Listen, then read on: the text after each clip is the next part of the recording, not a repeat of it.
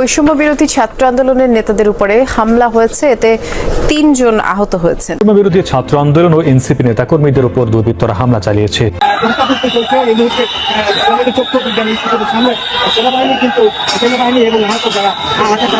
তিনজন ব্যক্তি আসছে, তারা ওখানে অন্তর্ভুক্তি বা আমাদের সহযোদ্ধা, তাদের উপরে নির্মমভাবে হামলা চালাইছে। ষাটের কলার হইতে শুরু করে নাক মুখ বাইরা ঘুষা তারা দিছে সেনাবাহিনী। আমাদের এক ভাই শুধু হামলা না, তারা বুদ্ধতা দিয়ে তাদের হাতের পিস্তল দিয়ে আমাদের ভাইদের উপরে এভাবে মারধর করা হয়েছে। কিন্তু আজকে আমরা এই জুলাই আন্দোলনের আহতরা হতভম্ব হয়ে গেছি, হতাশ হয়ে গেছি যে কিভাবে সেনাবাহিনী শুরু করে আমাদের উপরে হামলা চালায়। এই ছাত্র প্রতিনিধি বা বৈষম্য বিরোধী ছাত্র আন্দোলন এবং বিএনপি যারা ছাত্র ভাইরা ছিলেন, মহানগর ছাত্র দল এবং বাংলাদেশ পুলিশ সবাই মিলে আমরা একটা আলোচনা করেছি এবং খুবই সুন্দর এবং একটা শান্তিপূর্ণ একটা আলোচনা করেছি। কেন একদল লোক হামলা করবে, বিচার কেন হবে না কোন রাজনৈতিক দলের উপরেও যাতে এই ধরনের হামলা না। ইতিমধ্যে বুঝতেই পারছেন আজকের খবরটি কতটা গুরুত্বপূর্ণ একটি খবর। বন্ধুরা চলুন ভিডিওতে আজকে আর বেশি কথা বাড়াবো না, সরাসরি আজকে আমরা চলে যাব মূল ভিডিওতে, আর সেখানে আজকে আমরা দেখবো আজকের খবরের বিস্তারিত।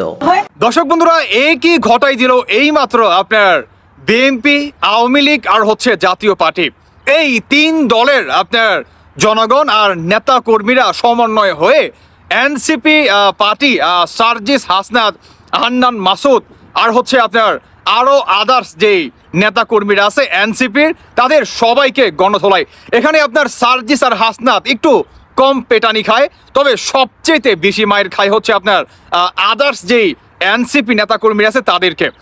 এদের ভিতরে আপনার 4 জনের অবস্থা খুবই খারাপ। তারা বর্তমান ঢাকা সরোয়ার্দী হসপিটালে আপনার ভর্তি আছে। তাদের অবস্থা খুবই খারাপ, তাদের চরমভাবে নাকি পেটায়। আসলে এই পেটানের পিছনে কারণ কি?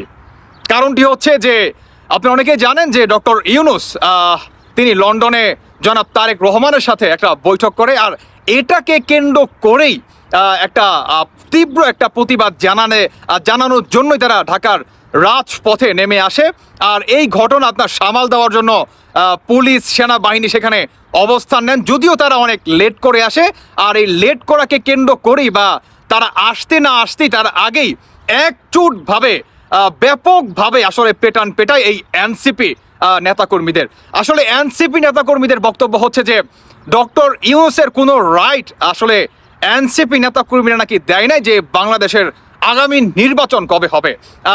এটা কেন আসলে ডক্টর ইউনূস আসলে জনাব তারেক রহমান সাহেবকে আসলে জানালেন যে আগামী নির্বাচন কবে হবে? কেন আসলে সার্জিস বা হাসনাত বা উপদেষ্টা আপনার আসিফ ভুঁইয়া তাদের সাথে কেন বোঝাপড়া করেনি? এটার আসলে তীব্র নিন্দা জানানোর জন্য তারা ঢাকার রাজপথে নেমে আসে। আর যখন আপনার নেমে আসে তখন সেখানে আপনার বিএনপি নেতাকর্মীরা ছিল, ইশরাকের ইয়েরাও ছিল, জনগণ ছিল, সেখানে আপনার জাতীয় পার্টিও ছিল, সেখানে আপনার ছাত্র লীগও ছিল। তাদের সাথে একটা পর্যায়ে আসলে কথা কাটাকাটি হয় বিএনপির সাথে, আপনার জাতীয় পার্টির সাথে। আর এই কথা কাটাকাটির কেন্দ্র করেই যখন নাকি 2 পক্ষের ভিতরে আপনার হাতাহাতি হয়, আর এই হাতাহাতির কেন্দ্র করেই অনেকটা আওয়ামী লীগ আপনার থার্ড পার্টি হয়ে তাদেরকে ব্যাপকভাবে পেটায়। দর্শক বন্ধুরা, আসলে এদেরকে আর কতদিনই বা পেটাতে পারে? আমার আসলে একটা কথাই, সেটি হচ্ছে ভাই, আর কত পেটাবেন এই এনসিপি নেতা কর্মীদের?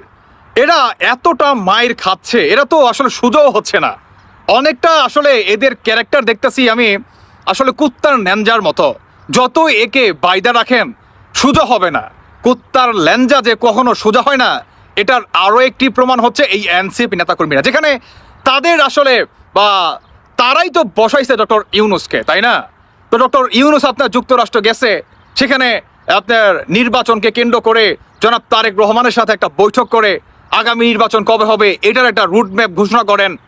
আর জনাব তারেক রহমান সাহেব তিনিও জানান যে আগামী নির্বাচন কবে হবে, সেই নির্বাচনে কোন দল গ্রহণ করবে কি করবে না সেটা নিয়েও জানান। তবে বাস্তব কথা হচ্ছে এই এনসিপি নেতা কর্মীদের মানে সব জায়গায় এদের নাক গলাতে হবে। তো গলান আরও নাক, খাইছেন না উপযুক্ত পিটানি, চরমভাবে পেটাইছে আপনাদেরকে। আর কত পিটানি খাইবেন আপনারা বলেন তো?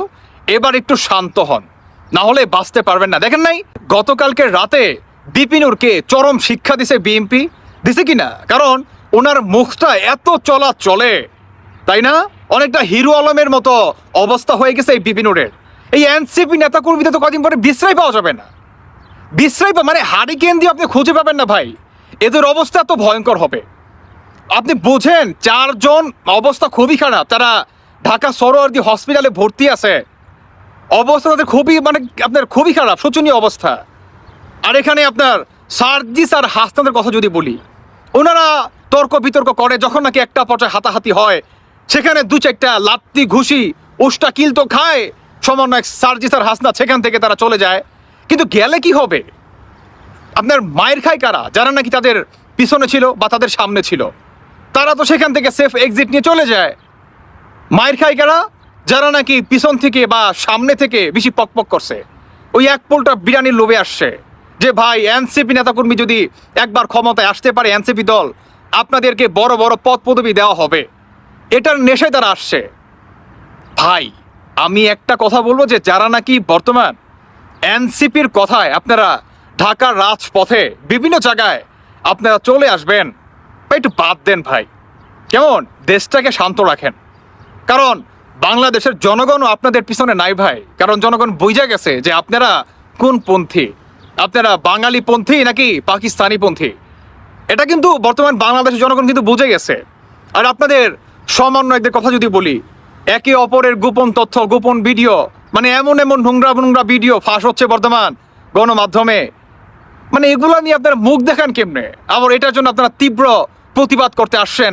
আরও যান প্রতিবাদ করার জন্য দিয়ে দিছে আপনাদের উত্তম মাধ্যম, দিয়ে দিছে।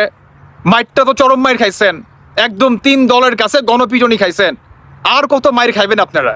এবার একটু বন্ধ করেন, কেমন? প্রচুর মাইর খাইছেন ভাই, এবার একটু বন্ধ করেন।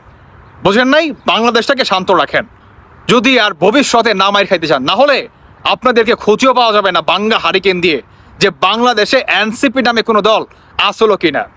দেশটাকে শান্ত রাখেন, সঠিকভাবে চলতে দেন, নির্বাচনটা সুষ্ঠুভাবে করতে দেন, এই কাজ করেন, কেমন? ওই যে আওয়ামী লীগকে নিষিদ্ধ করতে হবে, অমুককে নিষিদ্ধ করতে হবে, আশা করি ইতিমধ্যেই আপনারা প্রতিনিয়ত বিভিন্ন জায়গায় টের পেয়ে যাচ্ছেন। কারণ বর্তমান সমন্বয়করা বা এনসিপি পার্টির নেতাকর্মীরা আপনারা যেখানে কথা বলতেছেন সেখানেই আপনারা গণদোলাইন মনে করেন শিকার হচ্ছেন। আর কত মায়ের খাইবেন? আমি আসলে একটা কথা বারবার বলতেছি যে যারা নাকি বর্তমান, আমি আসলে গার্জিয়ানদের কথা বলতেছি, আপনাদের সন্তানাদিদের যদি আপনার জীবনের মায়া থাকে, আর এনসিপি নেতাকর্মীদের পিছনে যাইতে দিয়েন না, কেমন? যদি যাইতে দেন, ওই যে যারা নাকি 5ই আগস্টের নাম ছিল হসপিটাল, একটাবার তাকান তাদের অবস্থা কি। তাদেরকে একটাবার ফিরেও তাকায় না, তারা প্রতিনিয়ত চিকিৎসার অভাবে মারা যাচ্ছে, কেউ কেউ একদম চিরজীবনের জন্য পঙ্গু হয়ে যাচ্ছে, কেমন? তাদের দিকে তাকান, ভালো হবে। যাই হোক দর্শক বন্ধুরা, বাকিটা আপনাদের ব্যক্তিগত মতামত অবশ্যই জানিয়ে যাবেন। ধন্যবাদ সবাইকে, আল্লাহ হাফেজ, আসসালামু আলাইকুম। ধন্যবাদ প্রিয় দর্শকবৃন্দ, আমাদের ফুল ভিডিওটি দেখার জন্য আপনাকে জানাই অসংখ্য ধন্যবাদ। তো বন্ধুরা, আজকের এই নিউজটি দেখে আপনাদের কি মতামত অবশ্যই কমেন্ট বক্সে কমেন্ট করতে ভুলবেন না। আর হ্যাঁ, এমন নিত্য নতুন আপডেট খবর সবার আগে পেতে চাইলে এখনই আমাদের এই পিচ্চি সাকিব ইউটিউব চ্যানেলটি সাবস্ক্রাইব করুন। ধন্যবাদ।